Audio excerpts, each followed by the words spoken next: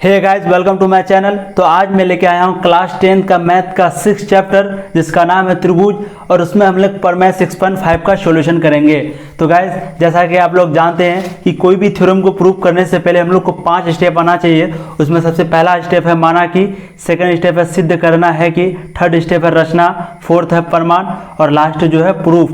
ये पाँचों स्टेप अगर हम लोगों को आता है और हम लोग कोई भी क्वेश्चन भूल जाते हैं अगर, या फिर कोई भी थ्योरम भूल जाते हैं, तो ये पाँचों स्टेप की मदद से हम लोग जो है आराम से थ्योरम को सॉल्व कर सकते हैं गाइज। तो चलिए शुरू करते हैं। तो सबसे पहला प्रमेय 6.5 देखते हैं। यदि एक त्रिभुज का एक कोण दूसरे त्रिभुज के एक कोण के बराबर हो तथा इन कोणों के अंतर्गत करने वाली भुजाएं समानुपाती हो तो दोनों त्रिभुज समरूप होते हैं।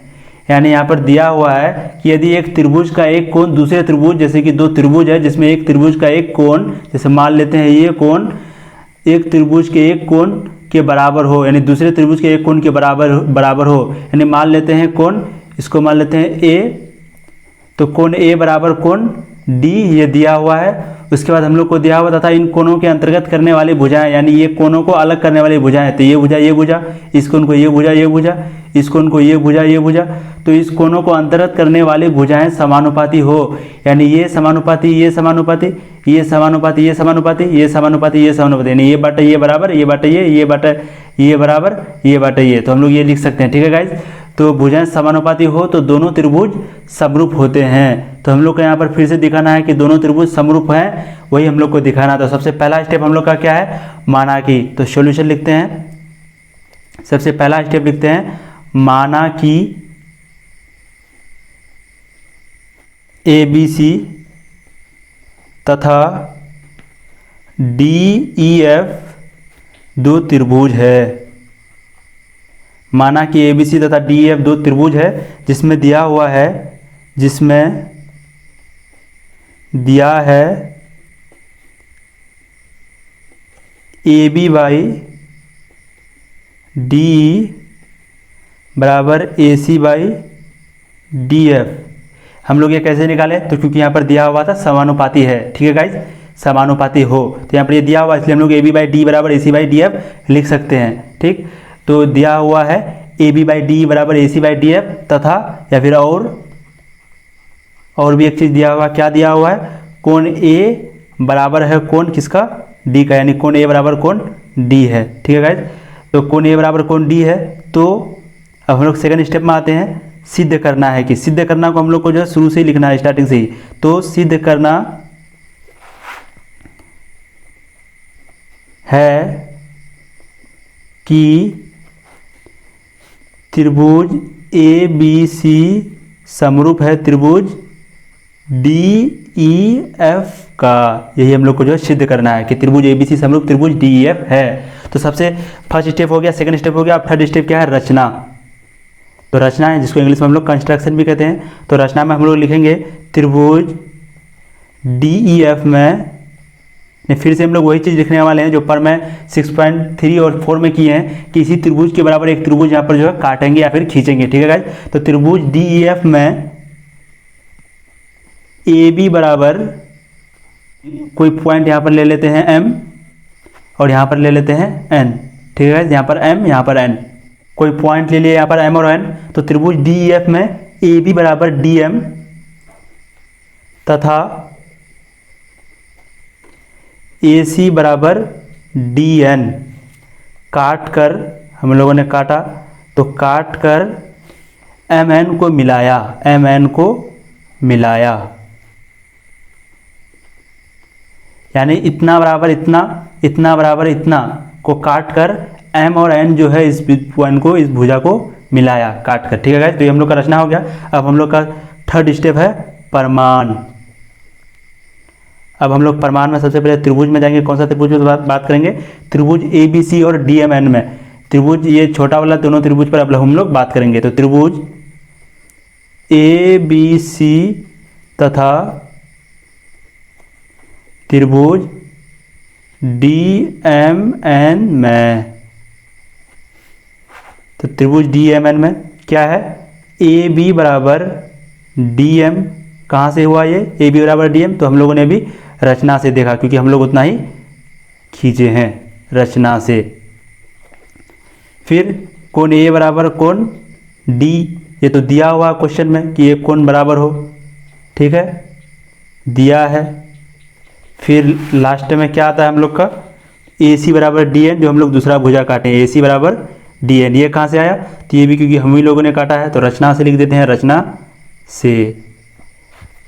तो ए बी बराबर डी एम भुजा और कोण ए बराबर कोण डी और ए सी बराबर डी एन, तो इसलिए हम लोग कह सकते हैं कि त्रिभुज ए बी सी सर्वांगसम होगा त्रिभुज डी एम एन का। कैसे, तो साइड एंगल, साइड यानी ऐसे है सर्वांगसमता से, सर्वांगसमता से। तो कैसे हुआ, साइड एंगल साइड, यानी ये भुजा फिर कोण फिर भुजा, तो साइड एंगल साइड से त्रिभुज ए बी सी, यानी ये छोटा वाला दोनों त्रिभुज को हम लोग सर्वांगसम दिखा दिए। इसलिए अब क्योंकि सर्वांगसम दिखा है इसलिए कोण बी बराबर कोण एम होगा, ठीक है गाइज। फिर कोण सी बराबर कोण एन होगा, तो इसको हम लोग इक्वेशन फर्स्ट मान लेते हैं, ठीक। अब चलते हैं और, या फिर यहाँ पर तथा भी लिख सकते हैं आप, तो और A B by D E A C by D F, ये हम लोग को क्वेश्चन में दिया हुआ है, वहाँ पर दिया हुआ था समानुपाती हो भुजा पर, तो दिया है। फिर डी एम, तो हम लोग इसके ए बी की जगह डी एम लिख सकते हैं, तो डी एम बाई डी बराबर D N by D F.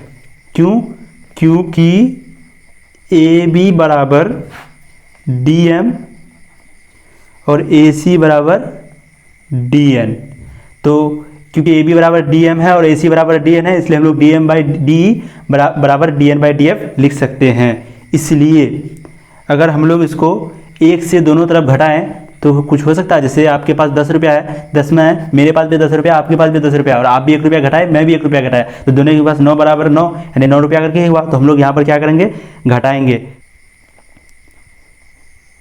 D बटा डी एम माइनस 1, इधर भी एक घटा दिया तो हम लोग को उधर भी एक घटाना होगा, D F by D N minus 1। Guys हम लोग यहाँ पर इसको कैसे लिखे हैं, तो हम लोग जो सबसे पहले डी को ऊपर कर दिए, डी एफ को भी ऊपर कर दिए, क्योंकि दोनों तरफ का एक बार में ऊपर कर सकते हैं, तो डी को ऊपर कर दिया, डी एफ को ऊपर कर दिया और दोनों में माइनस कर दिए 1 से। हम लोग ये कर सकते हैं, प्रूव करने के लिए ये करना पड़ता है गाइस, ठीक है। तो फिर अब हम लोग इसका एलसीएम करेंगे, तो D E minus D M, ये तो आप लोग को आता ही है, D E minus D M बराबर बाई डी एम बराबर D F minus D N by D N. आप लोग सबसे पहले एलसीएम ले लीजिएगा, फिर एलसीएम जैसे करते हैं उसी तरह कर दीजिएगा। इसलिए एम ई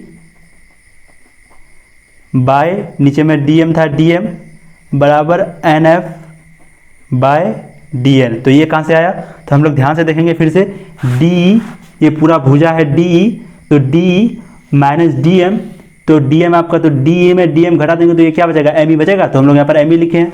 फिर इधर आते हैं, आपका दिया हुआ डी एफ, तो डी एफ ये पूरा भुजा हो गया, माइनस डी एन यानी ये डी एन भुजा, तो डी एफ में इस भुजा पूरा भुजा में इस छोटा सा भुजा को घटा देंगे तो ये क्या बचेगा आपका एन एफ, तो यहाँ पर एन एफ, ठीक है गाइस, ये आपका एफ है, तो एन एफ, तो M E by D M बराबर N F by D N.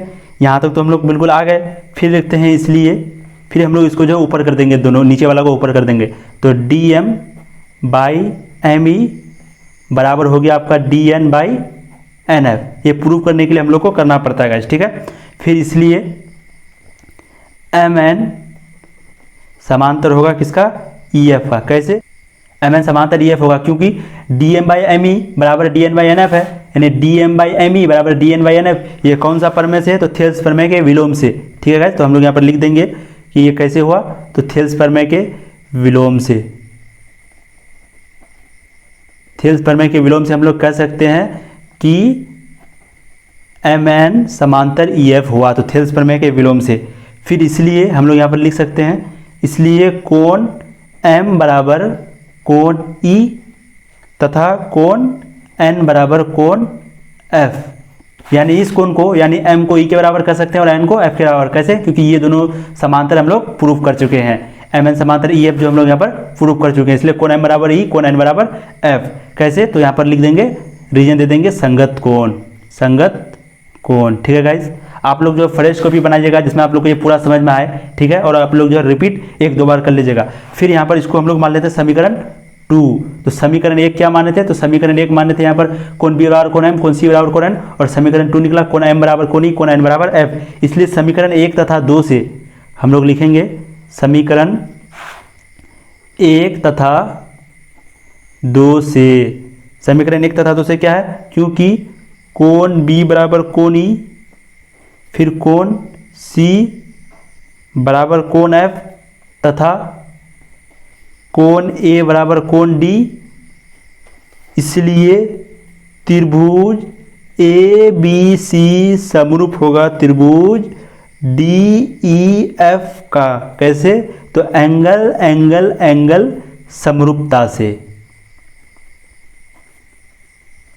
क्योंकि हम लोग सभी कोण को बराबर दिखा दिए, कोण बी बराबर कोण ई, कोण बी बराबर कोण ई दिखा दिए, कोण सी बराबर कोण एफ दिखा दिए, कोण ए बराबर कोण ई डी वो तो दिया हुआ था। इसलिए हम लोग त्रिभुज ए बी सी समरूप त्रिभुज डी एफ कह सकते हैं। कहाँ से, ए समरूपता से। ठीक है गाइस, उम्मीद है आप लोगों को वीडियो पसंद आई होगी और आप लोगों को पूरा समझ में आया होगा। आप लोग जो इसको पूरा को एक बार जरूर कम से कम 2-3 बार उतार के रिवाइज कीजिएगा गाइस, और वो 5वें स्टेप को नहीं भूलना है।